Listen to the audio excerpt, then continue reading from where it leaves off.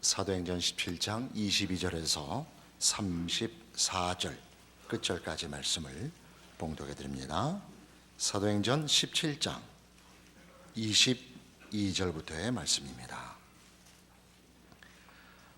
바울이 아레오바고 가운데 서서 말하되, 아덴 사람들아, 너희를 보니 범사에 종교심이 많도다. 내가 두루 다니며 너희가 위하는 것들을 보다가 알지 못하는 신에게라고 새긴 단도 보았으니, 그런즉 너희가 알지 못하고 위하는 그것을 내가 너희에게 알게 하리라. 우주와 그 가운데 있는 만물을 지으신 하나님께서는 천지의 주제시니 손으로 지은 전에 계시지 아니하시고, 또 무엇이 부족한 것처럼 사람의 손으로 섬김을 받으신 것이 아니니, 이는 만민에게 생명과 호흡과 만물을 친히 주시는 이심이라.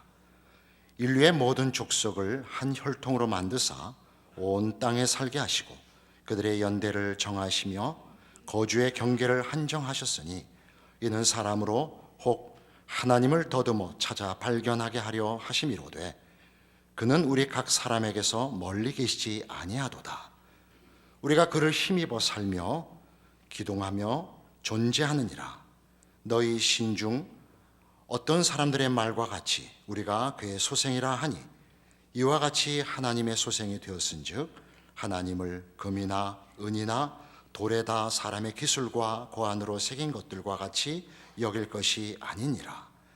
알지 못하던 시대에는 하나님이 간과하셨거니와 이제는 어디든지 사람에게 다 명하사 회개하라 하셨으니, 이는 정하신 사람으로 하여금 천하를 공의로 심판할 날을 작정하시고, 이에 그를 죽은 자 가운데서 다시 살리신 것으로 모든 사람에게 믿을 만한 증거를 주셨음이니라 하니라.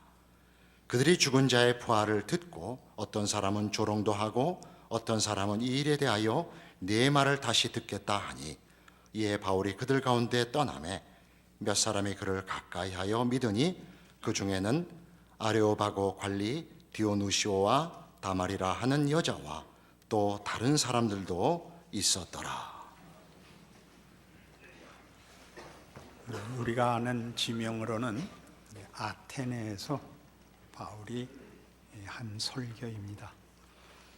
아레오바고라는 데는, 아레오바는 언덕이라는 뜻입니다. 언덕 위에 있는, 지금 우리가 이해하는 식으로 하죠, 공회당 같은 데입니다. 그때는 아마 이제 노천이었겠지만 우리 개념에는 그런 무슨 재판을 하거나 무슨 결정을 위한 회의를 하는 장소였습니다. 많은 사람들이 모여서 무슨 토론도 하고 정보를 나누고 그랬던 자리이죠.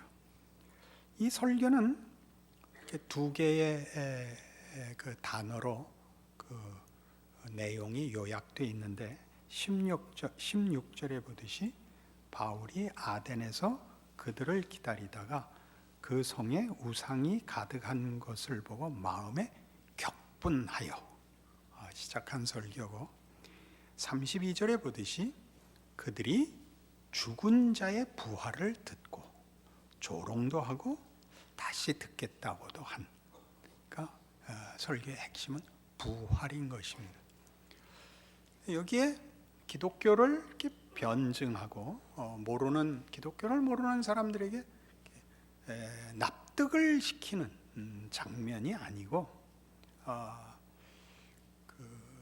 예수를 믿지 않는 사람들에게 가지는 믿는 사람으로서의 어떤 감정, 그리고 예수를 믿는 것과 믿지 않는 사람의 차이에 대하여 가장 분명한 핵심을 지적하는 설교입니다. 그가 격분했다는 것은 예수를 믿지 않고 우상을 섬기는 것이 죄된 행동이다라는 정죄가 아닙니다. 하나님을 몰라서 삶을 두려워하는, 어쩔 줄 모르는 불안과 걱정과 무지의 처참함 속에 있는 것을 보고 같은 인간으로서 분노하는 것입니다.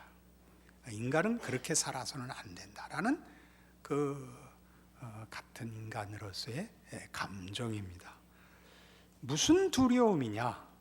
그들이 많은 신을 세우고 섬기고, 무슨 신까지 있었다고요? 알지 못하는 신까지 있었다고요. 그게 무슨 뜻이냐면 그 많은 신을 두어도 삶이 불안한 것입니다.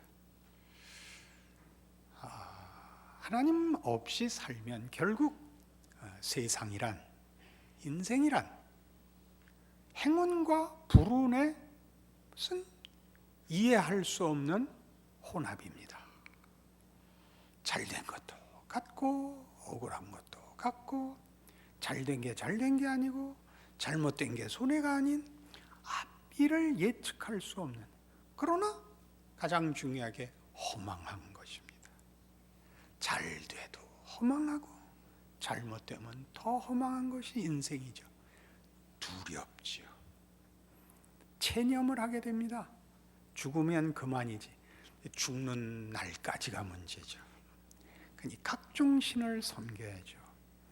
여러분, 믿지 않는 사람들이 손 없는 날이라는 거 정하는 거 아시죠? 이사를 가도, 혼인을 해도, 손톱에 매니큐어를 칠해도 모든 것이 무섭습니다. 모든 것이 무섭습니다. 그 두려워하고 사는 그 인생과 인간들에 대하여 그 가슴 깊은 그 인간의 고급함, 하나님의 자녀로서의 고급함을 아는 자로서의 어떤 동정입니다. 그 경멸하는 것 아니고 대적하는 것 아닙니다. 그러니 우리가 만일 삶이라는 것이 허망한 것이며 미래가 없다면 생각해 보십시오. 삶에 무슨 덕목이 필요하겠습니까? 허망한 것이라면 무슨 노력이 필요하겠습니까? 뭐 때문에 정직하며, 뭐 때문에 성실하며, 뭐 때문에 참겠습니까? 인생이 다만 허망한 것이라면 말이죠. 우리 동양 사상은 대표적으로 이게 윤회지요. 인생은 공전하는 겁니다. 죽고 다시 태어나고 죽고 다시 태어나고인데, 기껏 보상이 잘하면 내세에 좋게 태어난다는 거죠. 좋은 조건으로. 잘못 살면 무슨 짐승이 된다는 거죠. 그런 거를 만들어낸 가장 큰 이유는 인생 자체의 연속성이 없다는 것을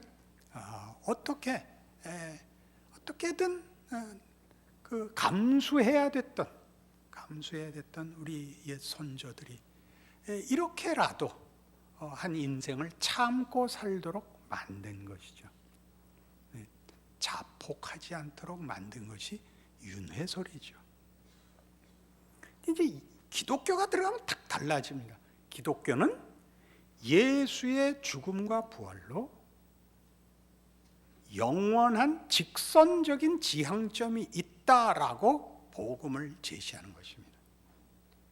이게 다만 공존하는 것이 아니라 시작과 끝이 있으며, 우리가 만드는 것이 아닌 우리를 만든 신의 의지와 목적에 의한 결국이 있다라고 도전하는 것입니다.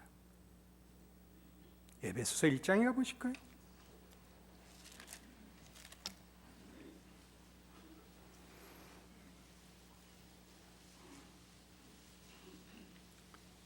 (310페이지) 에베소서 1장 7절입니다. 우리는 그리스도 안에서 그의 은혜의 풍성함을 따라 그의 피로 말미암아 속량 곧 죄사함을 받았느니라. 이는 그가 모든 지혜와 총명을 우리에게 넘치게 하사 그 뜻의 비밀을 우리에게 알리신 것이요 그의 기뻐하심을 따라 그리스도 안에서 때가 찬 경륜을 위하여 예정하신 것이니 하늘에 있는 것이나 땅에 있는 것이 다 그리스도 안에서 통일되게 하려 하심이라. 모든 일을 그의 뜻의 결정대로 일하시는 이의 계획을 따라 우리가 예정을 입어 그 안에서 기업이 되었으니 이는 우리가 그리스도 안에서 전부터 바라던 그의 영광의 찬송이 되게 하려 하심이라. 역사는 우연에 의해서 조작되는 것이 아니고 인격자인 하나님에 의하여 계획되며 진행되며 완성된다고 얘기합니다. 인격이 없는, 의지가 없는, 지식과 도덕이 없는 하나의 법칙에 조종당하고 있지 않다. 이것이 예수를 믿는다는 뜻입니다. 우리가 아는 법칙들, 지성이면 감천이다. 이것도 법칙이죠. 심는 대로 거둔다. 이런 법칙이 하나님이라는 인격자의 공의로우심과 성실하심의 표현이다. 그리고 그런 법칙으로 우리를 요구하시는 분은 그 법칙을 전부로 쓰시는 분이 아니라 그 법칙을 만드신 정의로우신 만큼 은혜와 용서가 있는 자비로운 분이다. 그리고 그가 가진 뜻을 이루기 위하여 법칙을 제시하여 우리가 순종하나 안 하는가를 보는 정도를 넘어 당신의 뜻을 이루기 위하여 그의 열심을 다하여 우리의 인생과 세계와 역사에 개입하시는 분이다. 역사를 주도하시는 분이다. 예수의 죽음과 부활인 것입니다. 오늘 할 설교 다 했습니다. 이제 기도하고 집에 갑시다. 그것이 얼마나 무시무시한 얘기냐는, 그러면 오늘이 달라지는 것입니다. 오늘을 우리가 우연 속에 있으면 내일을 살려면 오늘 내일을 준비해야 됩니다. 오늘 확보해야 됩니다. 그죠? 오늘이 내일을 준비하는 날입니다. 그러나 기독교인들은 그렇지 않습니다. 오늘은 내일이 있기 때문에 오늘을 내일에 의해서 결정하는 겁니다. 그게 무슨 말인지 쉽지 않죠? 마태복음 6장, 여러분 잘 외우시는 구절입니다. 마태복음 6장 33절입니다. 그런즉 너희는 먼저 그의 나라와 그의 의를 구하라. 그리하면 이 모든 것을 너에게 더하시리라. 그러므로 내일 일을 위하여 염려하지 말라. 내일 일은 내일이 염려할 것이요 한날의 괴로움은 그날로 족하니라. 앞에 쭉 무슨 얘기가 나왔죠? 먹을 거, 입을 거, 마실 거 위하여 걱정하지 마라. 생존을 위하여 걱정하지 마라. 우리가 오늘 걱정하는 건 뭐죠? 내일도 살아있기 위하여 확보하는 겁니다. 뭘 확보하죠? 식량을 확보하고, 지위를 확보하고, 관계를 확보하는 거죠. 내일이 오늘에 달려있는 거죠. 지금 하나님께서 예수를 통해 우리에게 주신 약속은 뭐죠? 그것은 하나님이 주신다.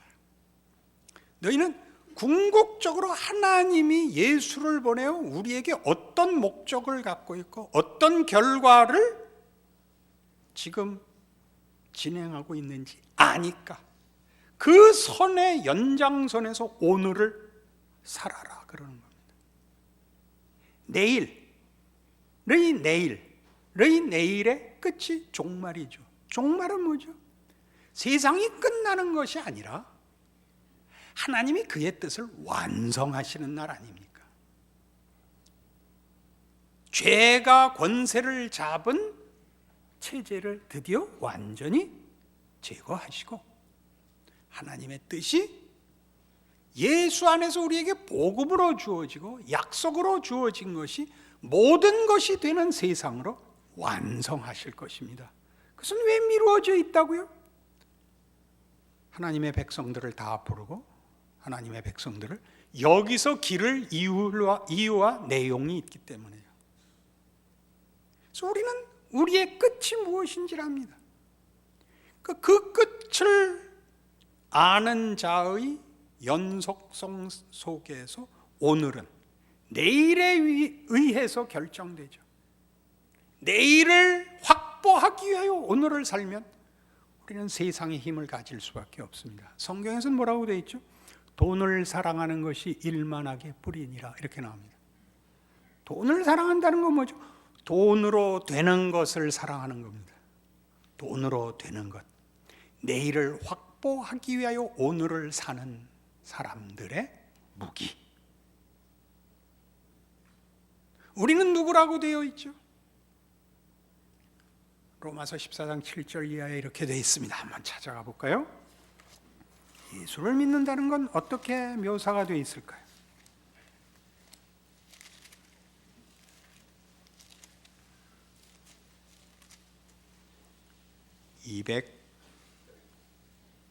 (258페이지) 로마서 14장 7절입니다. 우리 중에 누구든지 자기를 위하여 사는 자가 없고 자기를 위하여 죽는 자도 없도다. 우리가 살아도 주를 위하여 살고 죽어도 주를 위하여 죽나니 그러므로 사나 죽으나 우리가 주의 것이로다. 이게 무슨 뜻이에요? 우리가 주의 것이라는 것, 주 예수 안에서 구체적으로 증명한 약속을 시행한 하나님의 뜻 안에 산다, 그겁니다. 우리의 불안, 우리의 공포는 어디에 있죠? 역사 내내 증명하는 것. 인간은 인간의 필요를 만들어내지 못한다, 이겁니다. 인간은 스스로가 스스로에게 만족할 도덕적 혹은 가치와 보람과 능력에 있어서 결정적으로 부족하다. 이게 우리의 두려움이죠. 권력을 가지면 되는 것이 아니고 이상을 가지면 되는 것이 아니라 시행할 능력이 없습니다. 역사의 증언입니다. 누가 무서운 게 아니라 자기가 무섭죠. 자기가 무섭죠. 책임을 지지 않은 상태에서 남을 비판할 때는 말은 하겠는데 짐을 지면 해낼 수 있는 사람은 없습니다. 역사의 증언입니다. 무섭죠. 신을 안 가질 수가 없죠. 자기를 믿을 수가 없으니까 하다못해 점이라도 쳐야죠. 화투패라도 띄워봐야죠. 매일매일 신문에 오늘의 운세라도 봐야죠. 오늘은 먼 곳에서 돕는 자가 나타나리라. 먼 데가 어딜까? 그래서 전철을 타고 춘천을 갔다. 불안하죠. 스스로의 한계를 다 아니까요. 스스로의 한계를 다 아니까. 여기에서 벗어난 자들인 겁니다. 예수 안에서 증명된 것, 죽음을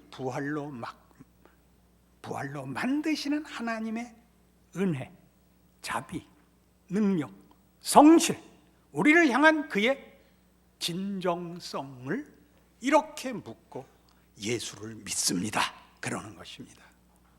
그러니 사실은 우리야말로 두려울 것이 없는 사람입니다. 그죠?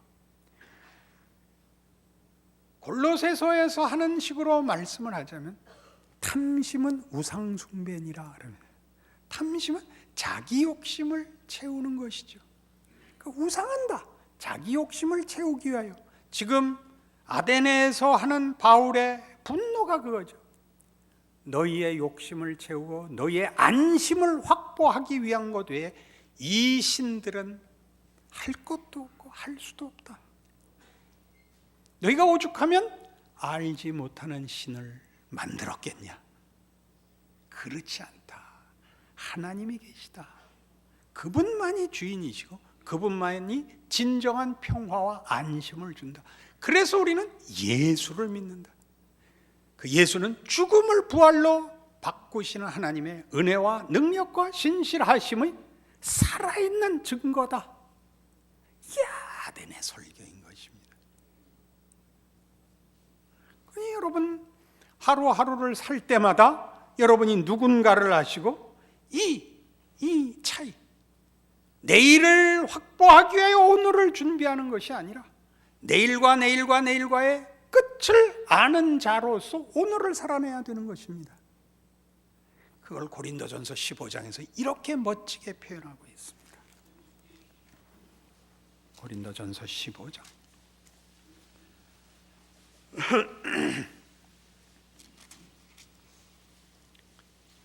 283페이지 고린도전서 15장 51절입니다. 보라, 내가 너희에게 비밀을 말하노니 우리가 다 잠잘 것이 아니요 마지막 나팔에 순식간에 호련히 다 변화되리니 나팔 소리가 나매 죽은 자들이 썩지 아니할 것으로 다시 살아나고 우리도 변화되리라. 이 썩을 것이 반드시 썩지 아니할 것을 입겠고 이 죽을 것이 죽지 아니함을 입으리로다. 이 썩을 것이 썩지 아니함을 입고 이 죽을 것이 죽지 아니함을 입을 때에는 사망을 삼키고 이기리라고 기록된 말씀이 이루어지리라. 사망아, 너의 승리하는 것이 어디 있느냐? 사망아, 내가 쏘는 것이 어디 있느냐? 사망이 쏘는 것은 죄요, 죄의 권능은 율법이라. 우리 주 예수 그리스도로 말미암아 우리에게 승리를 주시는 하나님께 감사하노니, 그러므로 내 사랑하는 형제들아, 견실하며 흔들리지 말고 항상 주의 일에 더욱 힘쓰는 자들이되라. 이는 너희 수고가 주 안에서 헛되지 않은 줄 알미라. 왜 부활을 이렇게 설명을 할까요? 우리가 다 부활할 것입니다. 예수님 다시 오시는 날 다 일어날 것입니다. 그것은 하나님이 우리에게 베푸시는 구원이며 약속이며 그리고 능력일 것입니다. 그건 중요한 의미가 있습니다. 우리는 죽고 주님 다시 오시는 날 하나님이 우리를 일으키실 것입니다. 왜 그 과정을 거칠까요? 그냥 가면 안 될까요? 그냥 살아있다가 이제 때가 되면 이렇게 하늘에서 이렇게 빛이 비치고 허공에 들려 올려져. 그렇게 하면 멋있잖아요.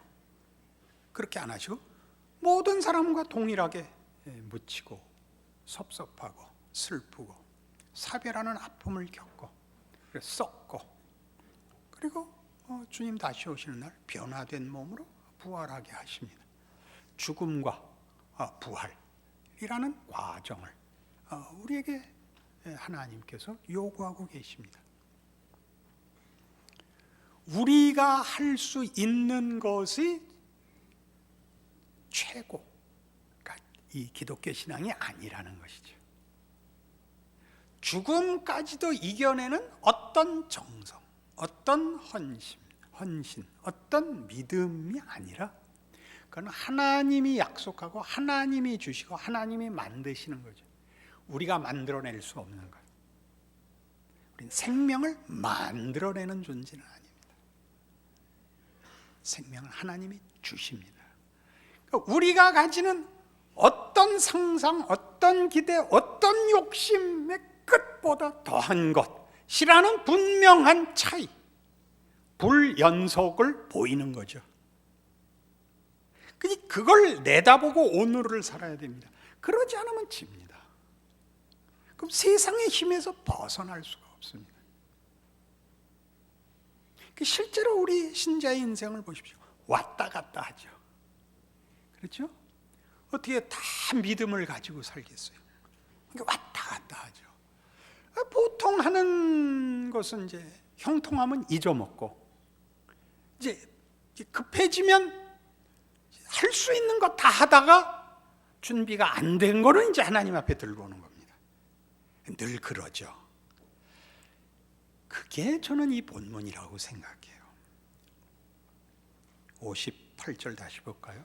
그러므로 내 사랑하는 형제들아, 견실하며 흔들리지 말고 항상 주의 일에 더욱 힘쓰는 자들이더라. 이는 너희 수고가 주 안에서 헛되지 않은 줄 알미라. 우리가 만들어내는 건 그거예요. 안심, 간절함, 초조함, 걱정. 이게 아마 전부일 거예요. 우리가 완전한 신앙이 아니듯이 우리는 완전히 세상 사람은 아니죠. 괜찮다 그러시는 말씀으로 기억하고 있어요. 너 울어라, 너 후회해라, 너 왔다 갔다 해라, 너 스스로에 대해서 죄책감 가져라. 그래, 너 죽지 마라. 그거예요. 너 죽지 마라. 너 포기하지 마라. 네가 내 운명과 내 인생을 모두 책임지는 거 아니다. 너 열심히 살아라. 너 열심히 살아라. 네가 못 이긴다고 꼭 실패하는 건 아니다. 다시 읽을까요? 그러므로 내 사랑하는 형제들아, 견실하며 흔들리지 말고 항상 주의 일에 더욱 힘쓰는 자들이더라. 이는 너희 수고가 주 안에서 헛되지 않은 줄 알미라. 물론 이렇게 읽으면 쉬워요. 그러니 세상에 지지 마세요. 이러면 쉬워요. 쉽죠. 늘 기도하세요. 아까 읽었죠? 너희는 먼저 그의 나라와 그의 의를 구하라. 걱정하지 마세요. 이러면 쉬워요. 살아보니까 그렇지 않아요. 우리는 그렇게 넉넉하지 않아요. 믿음 좋기는 어려워요. 괜찮아요. 괜찮다 그러면 가서 정말 괜찮으면 안 돼요. 무슨 뜻인지 알죠? 우리가 만드는 건 결국 죽음일 수밖에 없는데 거기서 승리를, 우리가 최선을 다한 것으로도 만들어낼 수 없는 부활을 만들어내시는 하나님이 그 결국을, 그 약속을 우리의 운명으로 예수 안에서 쥐고 계시니 걱정하지 마라. 포기하지 마라. 자책하지 마라. 그 얘기를 하는 거예요. 그렇게는 살 수 있죠. 좀 늘 언제 뭐 잘하래요? 못해도 좋아요. 그러나 주일이 되면 다시 나오세요. 다시 나오세요. 그리고요, 고개 숙이고 기도하세요. 그리고요, 또 그럴 거예요. 그죠? 그래도 조금씩 나아질 거예요. 나이가 들면 확실히 나아져요. 점점 나이가 들고 점점 더 많은 것들을 체념하게 되는데 신앙도 자기 모르게 커요. 왜? 세상이 거짓된 걸 알아요. 그래서 갈라디아서, 고린도 후서 다음이, 고린도 전후서 다음이 갈라디아서예요. 갈라디아서 5장 22절 이하에 있는 이 성령의 열매가 이런 귀한 말씀으로 결론이 나요. 308페이지. 오직 성령의 열매는 사랑과 희락과 화평과 오래 참음과 자비와 양선과 충성과 온유와 절제니 이 같은 것을 금지할 법이 없느니라. 성령께서 열매 맺으실 거예요. 우리 혼자 하는 거 아니고. 그러면서 이렇게 얘기합니다. 그리스도 예수의 사람들은 육체와 함께 그 정욕과 탐심을 십자가에 못 박았느니라. 만일 우리가 성령으로 살면 또한 성령으로 행할지니 헛된 영광을 구하여 서로 노엽게 하거나 서로 투기하지 말지니라. 기억하세요. 신앙생활이란 자책을 없애는 정도가 아니에요. 우리에게 주어진 인생과 우리의 존재 결국이 무엇인지를 아는 거예요. 잠시 사는 세상에서의 도전과 시험 앞에서 훈련받는 거예요. 훈련받는 것. 그리하여 하나님께서 예수 안에서 보이신 부활의 권능과 승리를 우리의 것으로 주실 것입니다. 그러니 견실하며 흔들리지 말며 주의 일에 더욱 힘쓰는 자들이 되라. 이는 너희 수고가, 저는 그 수고를 뭐라고 정리했죠? 우리의 못난 것이, 우리의 실패가 주 안에서 헛되지 않은 줄 알미로다. 아멘입니다. 기도하십시다. 하나님 아버지 은혜를 감사합니다. 우리 같은 것들을 위하여 그 아들을 보내시고 우리를 위하여 십자가에 못 박으셨습니다. 그를 죽음에서 일으키시고 부활의 승리로 우리 모두의 운명을 예수 안에서 묶으셨습니다. 그러니 이제 우리가 우리의 삶과 우리의 운명에 대하여 예수를 믿는 자로서 이해와 지식과 성의와 헌신을 하게 하여 주시옵소서.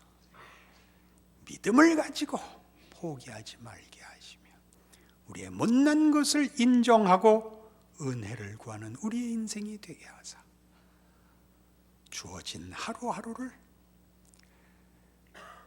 범상하고 별것 아닌 일상을 하나님의 백성으로 사는 수고하는 청지기들 되게 하여 주시옵소서. 예수님 이름으로 기도합니다.